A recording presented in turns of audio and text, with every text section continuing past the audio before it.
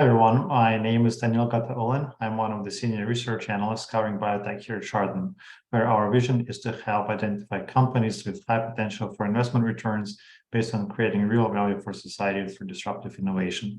It is my pleasure to introduce George Lasezkay, the CEO of Clearside Biomedical, to our virtual ophthalmology summit, where the initial focus is on AMD and diabetes-related ocular diseases. George, welcome to our summit. Thanks, Daniel. Appreciate being here and being invited to participate. Excellent. So first of all, I wanted to start off and ask you to provide a few minutes overview of Clearside and perhaps highlight some of the recent milestones. Sure. At Clearside, we're the leader in developing ways to deliver drug to the suprachoroidal space behind the visual field. We've got a proprietary suprachoroidal injection technology platform. We've got 4 different validating external collaborations in the suprachoroidal space. We developed the first FDA-approved product to be delivered into the suprachoroidal space, known by the brand name Xipere. And we've currently have a second clinical development project, CLSAx. It completed earlier this year a phase 1/2A open label study called Oasis in wet AMD patients that were very treatment resistant. And it's going into, we've started in the second quarter of this year, we initiated a phase 2B study called Oasis. That's also in wet AMD using our suprachoroidal delivery system to administer CLSAx. So that's where we are so far this year. We're in the middle of our phase 2B trial. We've completed the phase 1/2A. And we're moving forward on enrollment. We just announced the other day that we've begun to randomize our patients between the control group and the CLSAx treatment group. So enrollment is underway, randomization has begun, and for the rest of this year, we're going to be focused on completing that trial and moving it forward. We expect top-line data from that trial to be reportable in third quarter of next year. It's a 9-month trial, so we'll be finished sometime next year. And once the data is analyzed, we'll be reporting it out in third quarter. So that's where we are right now. Got it. Excellent. So the suprachoroidal space micro injector, SCS Micro Injector, central to your company's model. Could you spend a few minutes and describe how it works and what's unique about it? Perhaps mention some of the potential benefits. Sure. Well, we think there's 3 benefits of injecting drugs into the suprachoroidal space. 1, we're putting drug right against the affected diseased tissues in the retina. 2, it's compartmentalized in this space. The suprachoroidal space is a potential space. And as you inject fluid into it, it expands. And then when the fluid has been removed, it contracts again.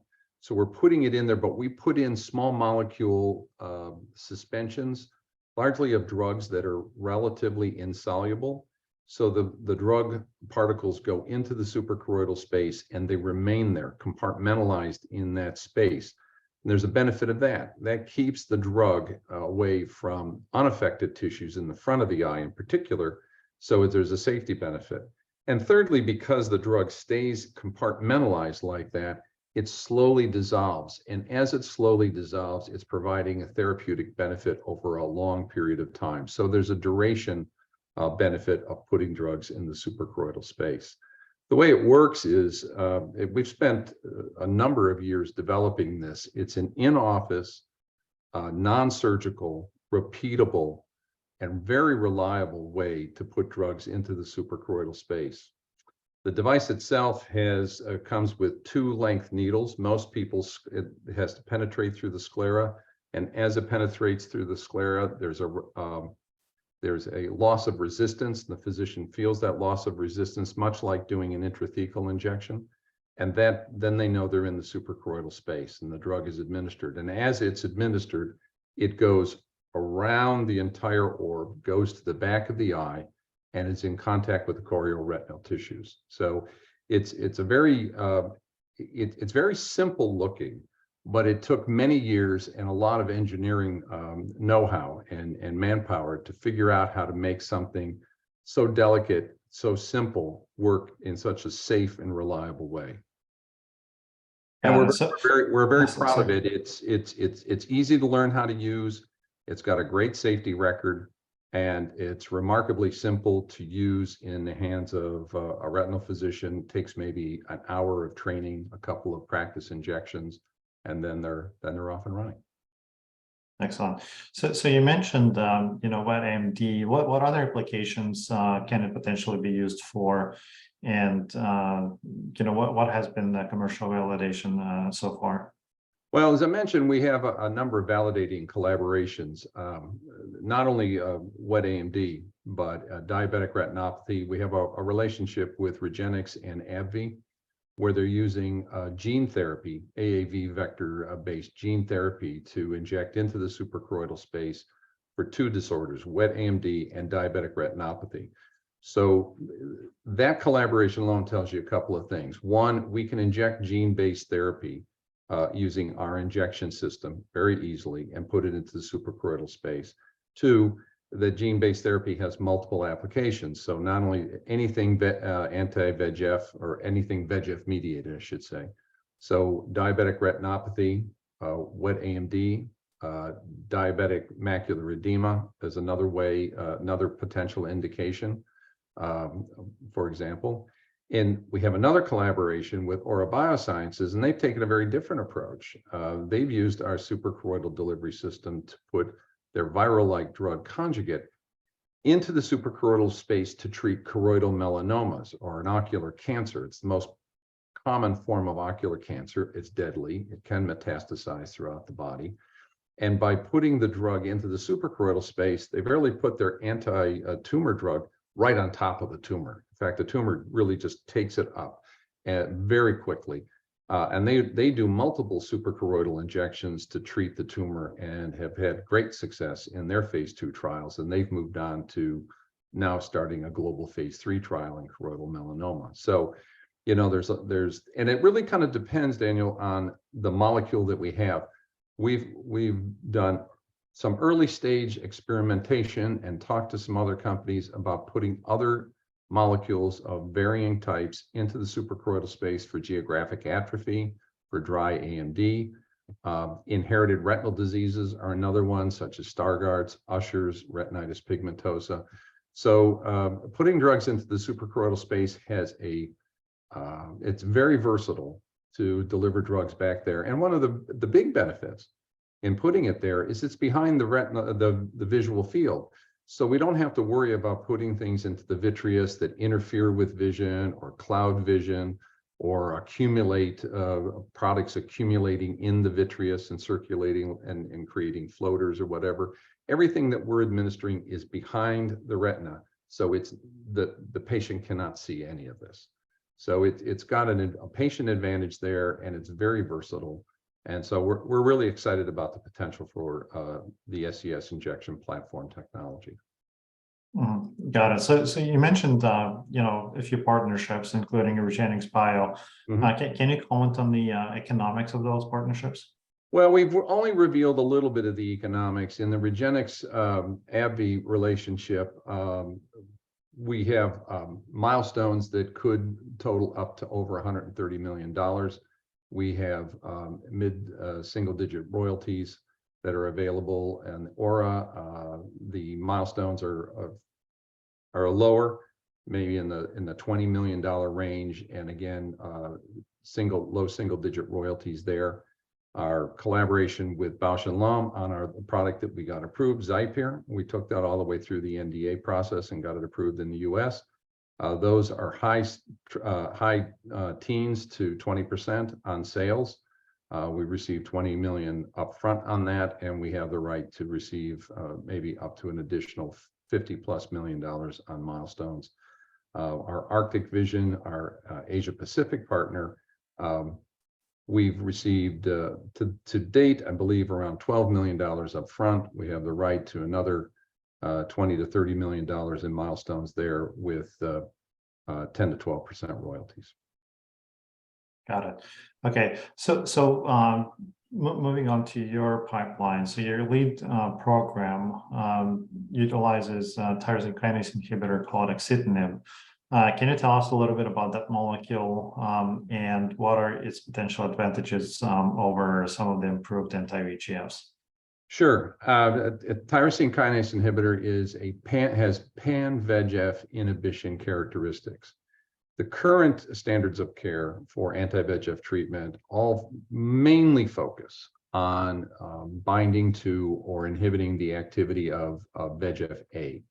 There's a number of different VEGF characteristics or characters. There's VEGF-A all the way through VEGF-E.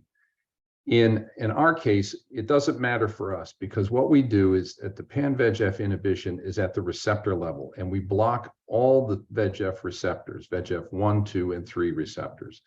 So where aflibercept or Eylea or Lucentis mostly block VEGF-A. In patients, a lot of times there's an overexpression because VEGF-A is being blocked. They're not really shutting off the production of VEGF-A, but what they're doing is acting like a sponge and basically sucking up the excess circulating VEGF-A. As that happens, there's an overexpression of more A, but there's also overexpression of C, E, and other things that can lead to neovascularization. The good thing about a tyrosine kinase inhibitor, at least the potential for the tyrosine kinase inhibitor, is to block all the receptor sites. So rather than just binding to one of the circulating VEGFs, it blocks the activity of all the VEGFs at the receptor site. So we think this mechanism of action gives us a real advantage, potentially, of treating patients who have become somewhat resistant or are sub-responders to the standards of care, such as Eylea, and probably or very likely due to the overexpression of the other VEGF factors.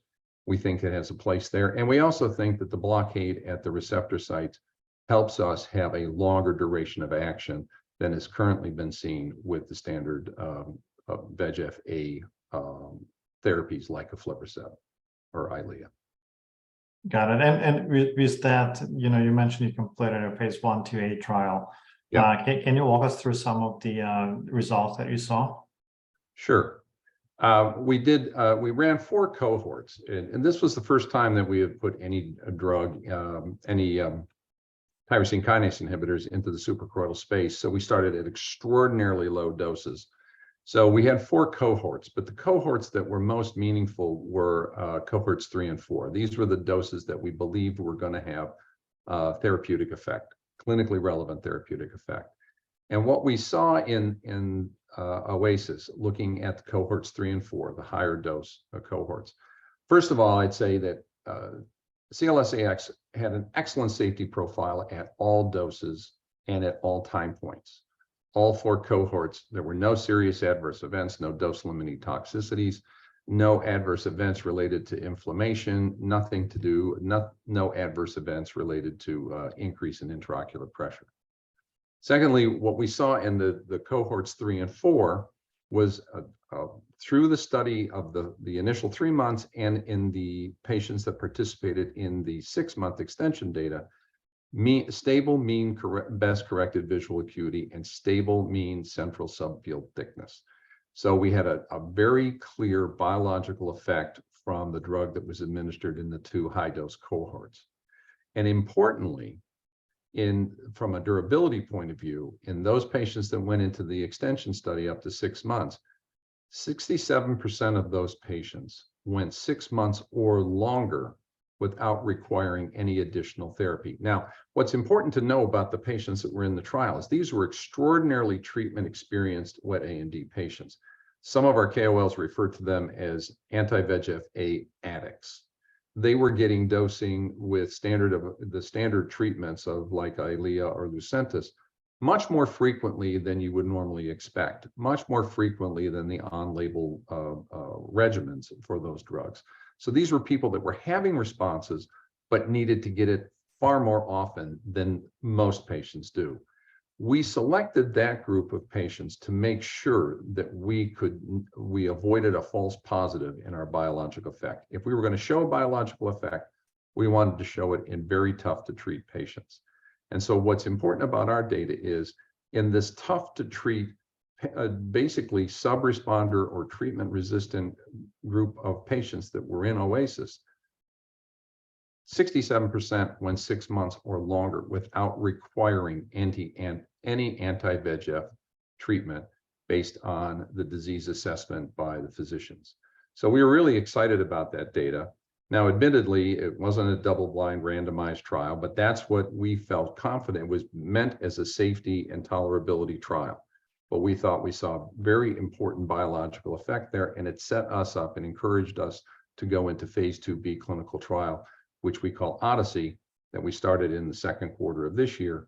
And that trial is a double-blind, randomized, multi-center trial that will really be drilling down and looking on a comparative basis on how well we can do treating patients with CLSAx. And we're excited about that. Like I said, we started it in Q2, and we just recently announced that we've been enrolling and we've started to randomize patients between control and treatment group. Mm-hmm. Got it. So, from the phase 1/2a trial, as you mentioned, over 60% of patients did not need any additional injections at 6 months or longer. Mechanistically, how would you explain that durability? Is there something about axitinib, or is it about the blocking at the receptor level, or anything else that could explain it? It's speculative at this point in time, but I think there's a couple possible reasons for that. One, I think it may be mechanistically, and there may be an inherent duration effect of blocking receptors rather than binding circulating excess VEGF. But I think most importantly is we're putting a largely insoluble drug into a space that allows it to slowly dissolve over time and keeps it compartmentalized. If you remember, I talked about compartmentalization and duration of effect together earlier in our conversation. And I think putting the relatively insoluble particles of axitinib in that space, keeping them trapped in that space and allowing them to slowly dissolve over time is really the most important factor for the duration that we believe what we're seeing, the duration of effect that we think we're seeing. Okay, if they're not, the drugs are not being swept into the systemic circulation, they're not floating around in the vitreous, they're sitting next to the affected tissues and slowly releasing the tyrosine kinase inhibitor at the needed site of action. So I think that's probably the most important explanation for why we're seeing the kind of duration that we saw in OASIS, and kind of duration we hope, frankly, to see in Odyssey as well. Mm-hmm. Understand. And can you talk a little bit about the design of the 2B trial, and maybe some of the key learnings that instructed on key changes into that trial versus the 1/2a? Sure. As I mentioned, the phase 2B trial is called Odyssey, and it's a randomized double-masked active controlled multi-center trial in wet AMD patients. Now, these patients, we're looking for patients that we're not looking for treatment naive patients. We're looking for patients that have had a short history of responding positively to standard anti-VEGF therapy. We're trying not necessarily to go after selectively patients that are sub-responders or highly treatment resistant.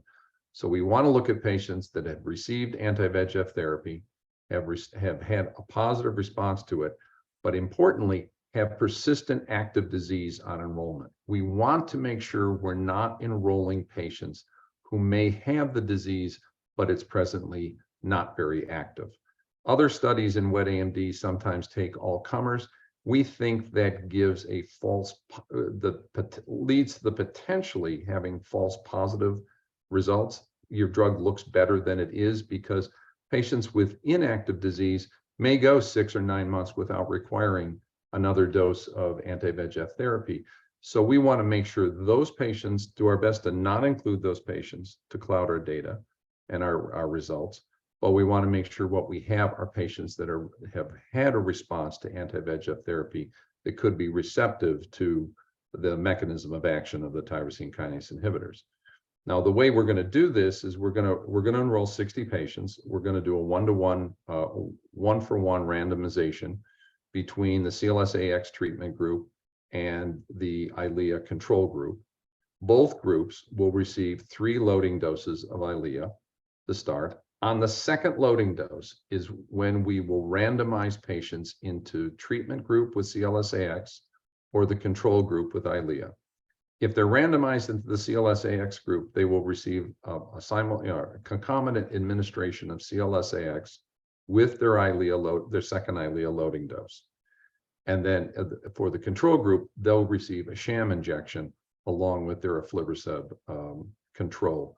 So the patients and the physicians are blinded to which group is which. From starting week 12, we will start doing disease activity assessments all the way through the end of the trial. We have a set of criteria for patients to receive supplemental or additional treatment from a safety perspective. So a decrease in their visual acuity, an increase in their subfield thickness, or a new or worsening hemorrhage, a vision-threatening hemorrhage due to wet AMD would be reasons for people to be retreated or given supplemental treatment. Okay, the outcome measures that we're looking for are mean change in BCVA from baseline when they received when they were randomized to week 36, as well as safety and tolerability in both cases. And at the end of the trial, what we're going to look for is, do we see comparable BCVAs? When we'll compare the need for the 2 groups to have supplemental treatment or treatment off protocol. And we'll look at the overall treatment burden measured by total injections over the trial duration period. We think over 36, having a this 9-month trial, basically, we'll get enough data from these 60 patients over that 9 months to properly design a phase 3 program that'll be consistent with the recent FDA guidance in wet AMD trials. Got it. And with respect to retreatment criteria, you mentioned some of the parameters. How consistent are they, or how much doctor's discretion is there, when you're enrolling multiple sites? Well, there's always some, but we've tried to eliminate. We had some issues, as other people have as well, of patients being retreated during trial, but not necessarily meeting the retreatment criteria. So that's largely, we've tried to address that through training. Reminding the physicians of what we're doing and that they need to be very, very careful about using retreatment. But there's always some discretion that's allowed for the physicians. But what we've done here is we've done a reduction in best corrected visual acuity of more than 10 letters from baseline. In Odyssey or in Oasis, we did it more than 10 letters from the best measurement during the trial. So that was one change for us. We thought we were unnecessarily handicapping ourselves if patients went up 12 letters and then came down 10 letters. We were allowing physicians to retreat when from baseline they were still 2 letters better than when they entered the trial. So we changed that a little bit. We think that is fair, but the rest of our retreatment criteria are very consistent with other wet AMD trials. The increase in the central subfield thickness of greater than 100 microns. And then, like I say, the patient or the physician has the ability to use their discretion in determining if there's a hemorrhage or if they should be retreated if they see a hemorrhage. So there is some discretionary ability here or flexibility for the physician, but we've tried to, through our training, really focus in on trying to be very tight on the retreatment criteria to get the best assessment of CLSAx as a potential new therapy in wet AMD. Got it. That's fair. And looking forward to your data readout, what would you consider to be potentially a best case scenario? Well, it's tough for me to project too much. But if you ask me my best case scenario would be the patients in the CLSAx arm went at least 5 or 6 months after their first CLSAx dose without requiring any retreatment or supplemental treatment. I think, if you look at the standards of care now, Lucentis on label is a monthly injection. Aflibercept currently on label is every other month. Vabysmo recently was approved, and their label after 4 monthly loading doses is some maintenance is somewhere between every month to every 4 months, depending. And high dose Eylea, the 8 milligram version, which was recently put in front of the FDA for potential approval, and they got a CRL, so they've been set back a little bit on manufacturing. But even quadrupling their dose from 2 milligrams to 8 milligrams, the best they were applying for was every 3 or 4 months. So I think if CLSAx can go 5 or 6 months after 3 loading doses of aflibercept, I think we have a really good product, a really good maintenance product, and I think something that doctors will really like and respect, and ultimately, if it gets approved, use. There's pressure on us sometimes to say, don't you want to go 12 months? Don't you want to go longer than that? In our conversations with KOLs, we don't believe for wet AMD as an indication that physicians are really concerned on, do I have something I can inject once a year? I think they want to monitor patients very closely. They want to see them more frequently. And I think if they had something they felt that in the vast majority of their patients, they don't need to be treated except every 5 or 6 months, or let's say twice a year, they're still going to see these patients multiple times a year. And I think that's a very good product to put in their bag to treat wet AMD. I don't think they need a once a year treatment for wet AMD.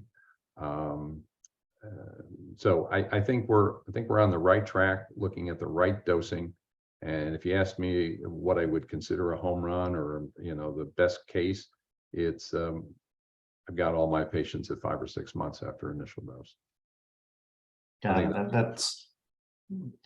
that's fair. And long term, how do you see CLSAx being used? Do you see it as a standalone after you get patients under control? Do you see it being used in combination? And at a steady state, how frequently dose do you expect it to be? Yeah, that's a fair question and a good question.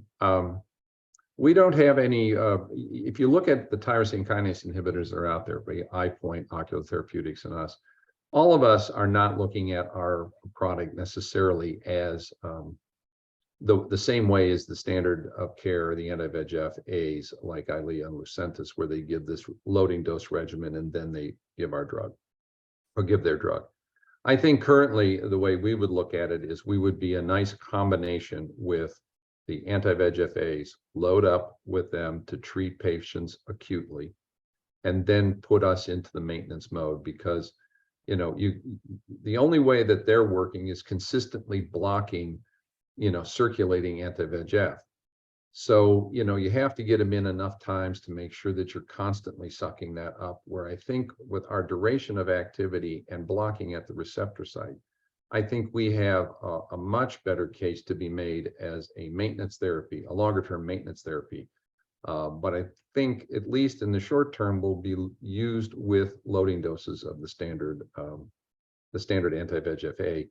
I look at the treatment of some of these retinal diseases as kind of having a parallel in oncology, where there's combination therapy, combination of drugs, different mechanisms of action used together in combo protocols.